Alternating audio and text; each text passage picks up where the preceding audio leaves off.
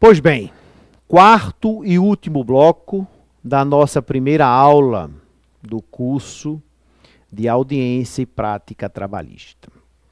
Bom, o artigo 844 da CLT, ele se encontra alicerçado na presunção de que reclamante e reclamado não contrataram advogado. E como nós estamos tratando especificamente do reclamado, o artigo 844 da CLT diz: se o reclamado não comparecer à audiência, ele trabalha, repito, com a presunção de que o reclamado não tem advogado. Logo, só há o reclamado, não há o advogado. Se ele não comparecer à audiência, o nome disso, contumácia. Ele se tornará revel e confesso quanto à matéria de fato. Perfeito. Ora, se o reclamado não tem advogado, se a defesa tem que ser apresentada em audiência, e se o reclamado não comparece à audiência, atraindo aí a contumácia, outra conclusão seria impossível, impensável, a não ser a de que este reclamado ele se tornará revel e confesso quanto à matéria de fato. Tá? Contumácia, desaguando na revelia, que tem como principal efeito a confissão ficta, a confissão presumida quanto à matéria de fato. Com o tempo, o artigo 844 foi ficando para trás. Porque raramente se vê, hoje em dia, um reclamado sem advogado. Raramente se vê reclamante sem advogado, quanto mais aquele que está na posição de réu, acusado de ter praticado algum ato, ou de não ter quitado determinadas verbas, enfim. Está no polo passivo da reclamação.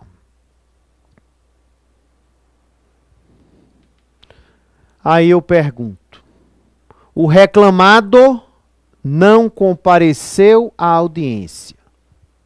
Ponto. O que é isso? Contumácia. Beleza.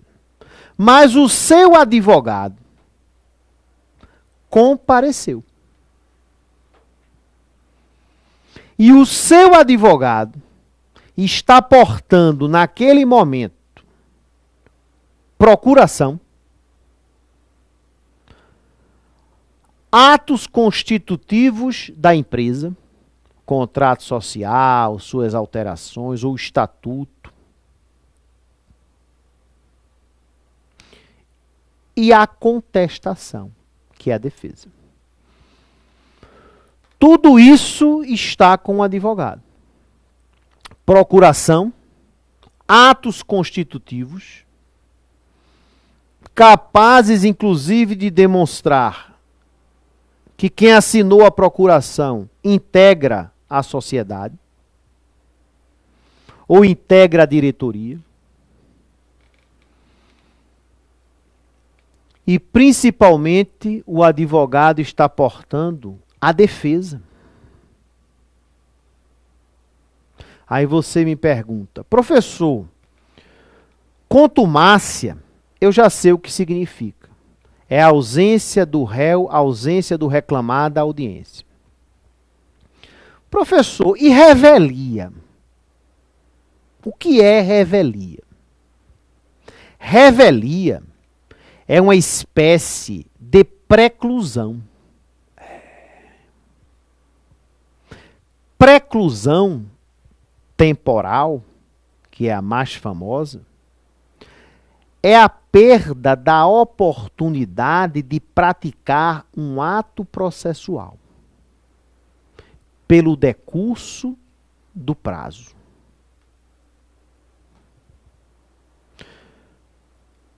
Existe um prazo para a apresentação da defesa? Sim, na audiência, após frustrada a tentativa de conciliação. Artigo 847 da CLT. 847 da CLT. Ora, se o reclamado, naquele prazo, naquela oportunidade, ele não apresenta defesa, eu posso dizer que a partir dali precluiu o seu direito de se defender.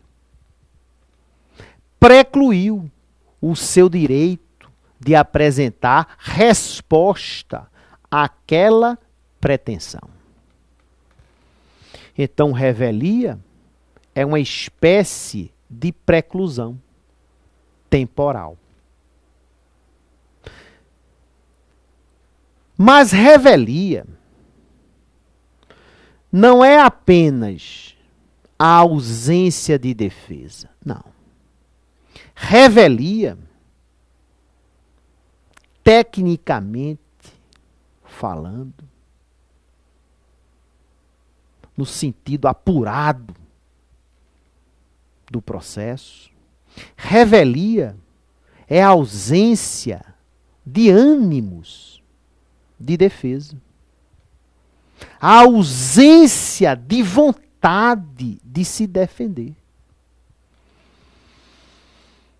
Por isso que no jus postulandi, o reclamado sozinho, sem advogado, ele não comparecendo à audiência, contumácia, ele se torna revel. Porque a contumácia, nesse caso, atrai a presunção de ausência de vontade de se defender. A ausência do ânimos de bloquear a pretensão.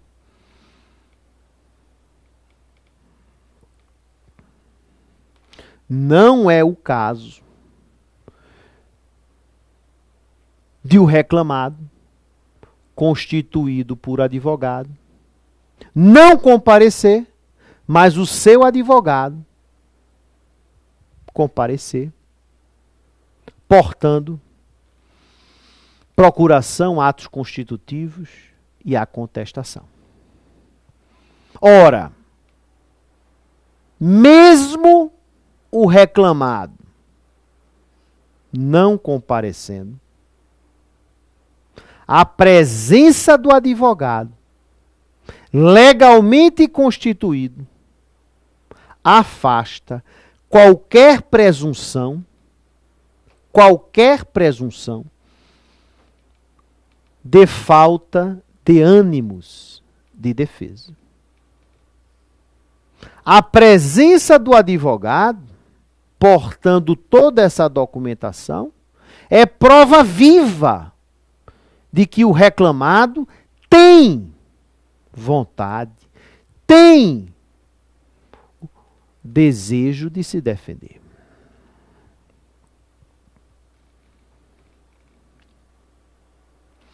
Aí eu pergunto, nesse tipo de situação, a contumácia, que é a ausência do reclamado à audiência, geraria necessariamente a revelia?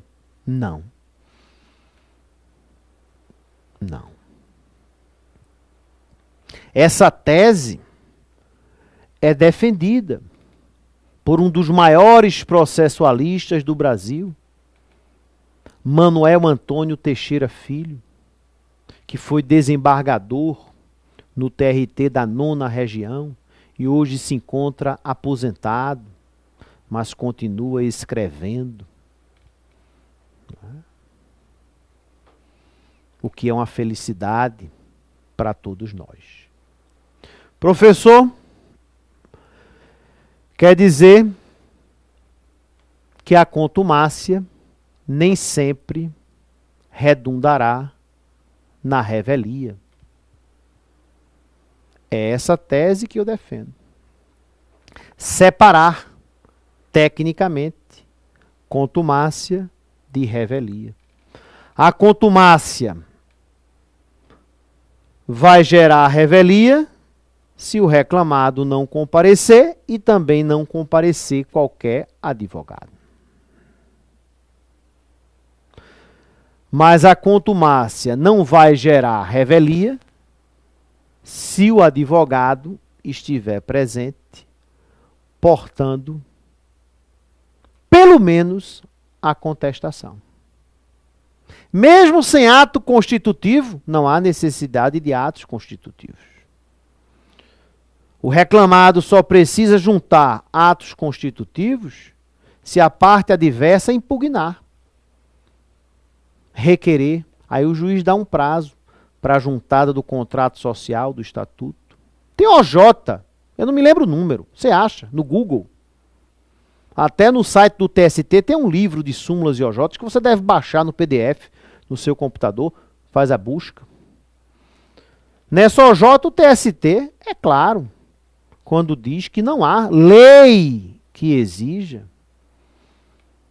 que a empresa compareça à audiência portando os seus atos constitutivos. Essa juntada só será necessária se o juiz assim determinar mediante a impugnação da parte adversa.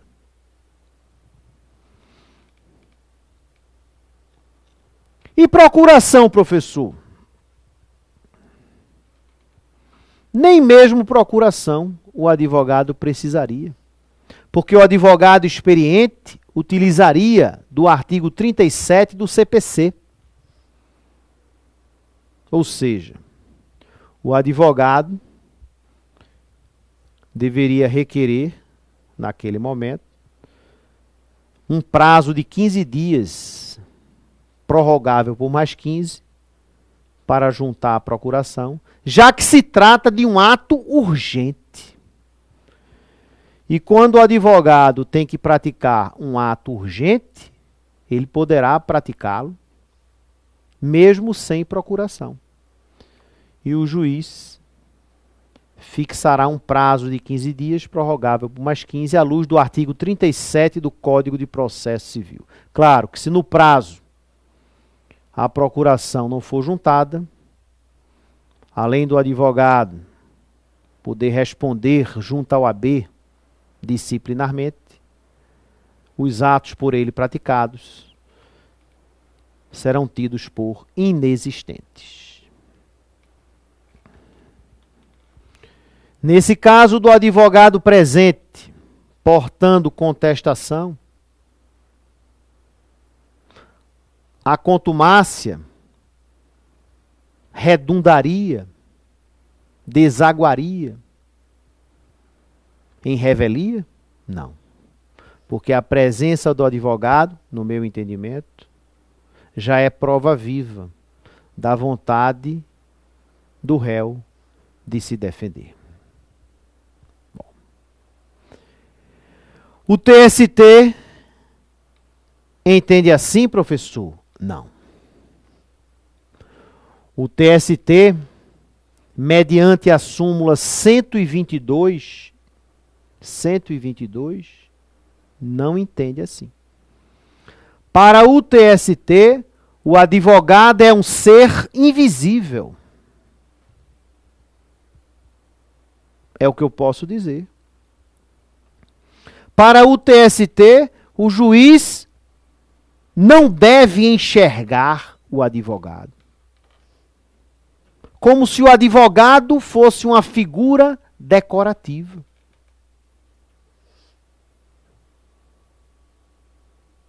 como se ele não existisse naquele momento. Aí o TST, na súmula 122, diz: a mera presença do advogado. Eu não sei se tem essa mera, mas deu vontade de colocar. A mera presença do advogado, portando contestação, atos constitutivos, procuração, diante da ausência do reclamado, contumacia, não elide a revelia. Ou seja, não afasta a revelia. Não elimina a revelia. E aí o TST crava a interpretação literal ao artigo 844 da CLT. Redação, como eu disse, inspirada no jus postulante. Por isso que muitos juízes, muitos magistrados, não dão a trabalhistas, juízes trabalhistas, magistrados trabalhistas, não dão a importância necessária ao advogado. Por quê? Porque eles cresceram, eles foram alimentados com a cimentinha, com o arrozinho, com o feijãozinho do jus postulante.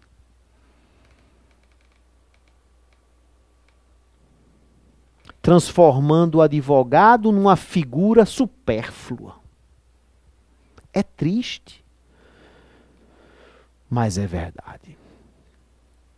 Então o TST, na súmula 122, ele torna a figura do advogado como uma figura secundária. Como se ele, portando procuração, ali não representasse o cliente. Como se aquela contestação que está com ele não existisse.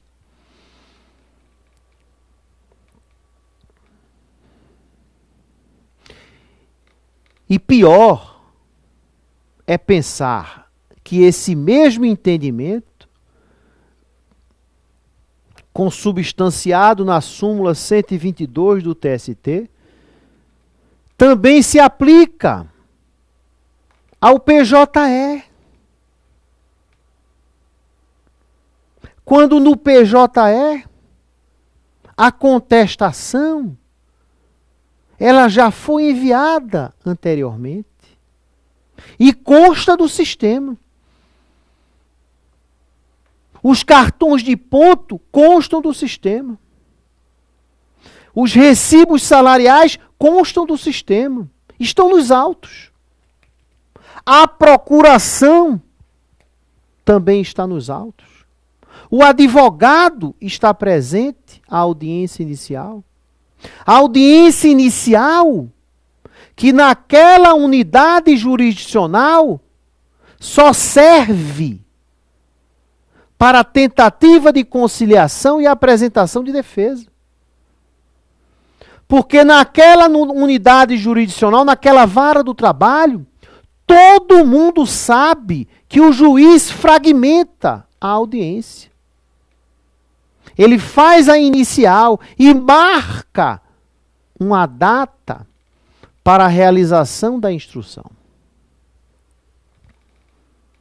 Ou seja, todo mundo sabe que as partes na audiência inicial não seriam interrogadas. Então não há nem que se falar, nem que se pensar em confissão ficta quanto à matéria de fato. A ausência do reclamado, a audiência inicial, naquela unidade jurisdicional que notoriamente fragmenta a audiência, não vai gerar a confissão ficta quanto à matéria de fato. Porque a confissão ficta, só seria aplicada na audiência de instrução. Porque na audiência de instrução, inclusive, consta do término da ata da audiência inicial a advertência prevista no CPC, prevista na súmula 74 do TST, de que o não comparecimento das partes à audiência de instrução provocará a aplicação da pena de confissão ficta contra a matéria de fato.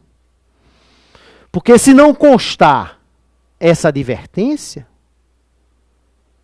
a pena não pode ser aplicada.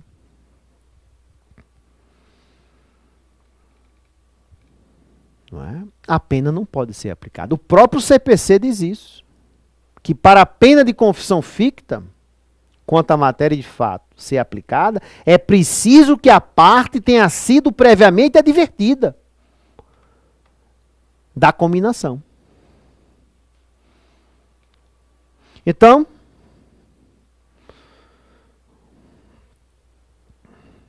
você vai... Desculpa. Então, você imagina uma audiência inicial no rito ordinário. Se for sumaríssimo, é caixão e vela preta. Pode esquecer. Porque a audiência é una. Mas você imagina a audiência no rito ordinário em uma vara do trabalho que notoriamente fragmenta a audiência. Todo mundo sabe que naquela vara do trabalho o juiz faz uma audiência inicial para tentativa de conciliação e apresentação de defesa. Ponto. Suspende os trabalhos, marca uma nova data para a audiência de instrução, onde ele vai colher os depoimentos das partes, ouvir as testemunhas e deliberar sobre outras diligências. Aí você imagina, nessa primeira audiência, não é? O réu contumaz. Ou seja, o reclamado não comparecendo à audiência. Aí você imagina o seu advogado ali presente, portando ou já constando no sistema PJE, atos constitutivos, documentos, procuração e contestação. E o juiz friamente, ignorando por completo a presença do advogado, aplica a súmula 122 do TST, deságue de uma interpretação fria, insossa e literal do artigo 844, como se ali o reclamado estivesse atuando sem advogado. E daí o juiz diz, à luz da súmula 122 do TST, este magistrado informa ao advogado do reclamado que não receberá a contestação nem qualquer documento da parte ré. Pois a mera presença do causídico, mesmo portando toda essa documentação, ou mesmo toda essa documentação constando do sistema PJE, não é lide a revelia nem a confissão ficta quanto à matéria de fato. Aí o juiz vai encerrar a instrução e vai julgar, provavelmente, procedentes todos os pedidos elencados na petição inicial.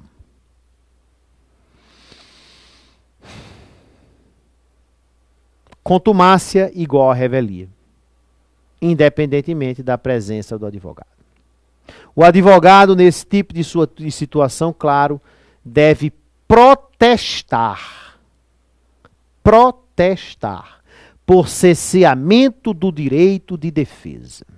Lembrando que no rito ordinário nós temos razões finais e o advogado permanecerá, depois da decisão da aplicação da súmula 122 do TST, o advogado protestará por cesseamento do direito de defesa e nas razões finais ele insistirá na reconsideração da decisão. para que o juiz receba toda a documentação. E caso o juiz entenda a revelia inafastável, que pelo menos receba os documentos, os demais documentos, não recebendo a contestação, mas que receba procuração, atos constitutivos e toda a documentação enviada pela empresa. Já que revelia é a ausência do ânimos de defesa, o que não impede, claro, a juntada de documentos. Até mesmo, vou voltar a bater naquela tecla, pelo fato de naquela unidade jurisdicional o juiz fragmentar a audiência. E quando ele suspende a audiência inicial, porque foi apresentada a defesa, ele notoriamente concede prazo para que as partes juntem documentos. Ora, como é que ele pode ali, naquele momento, lastreado tão somente na súmula 122, proibir que o reclamado, por meio do seu advogado, junte qualquer documento? Ele pode, com base na súmula 122 do TST, não receber a defesa. É verdade. Mas os demais documentos ele tem que receber. Daí a importância de o advogado aduzir razões finais. Eu já soube, inclusive, que há juízes que negam o direito ao advogado de aduzir razões finais, mas que faça constar da ata essa negativa. E daí o advogado protesta por cerceamento do direito de defesa, violação ao artigo 5º da Constituição Federal, pelo fato de o juiz lhe ter negado o direito de aduzir em nome do seu cliente razões finais. É preciso que o juiz do trabalho ele comece a enxergar no advogado um profissional imprescindível, como diz a Constituição Federal, imprescindível para a realização da justiça. Advogados e os juízes como parceiros em busca da realização da justiça, em busca da pacificação dos conflitos. Vou encerrar por aqui a primeira aula, mas fazendo uma observação. Na segunda aula, logo no primeiro bloco, eu vou passar para vocês uma decisão que se encontra, inclusive, no material, na apostila, uma decisão histórica do TST e recente, onde o TST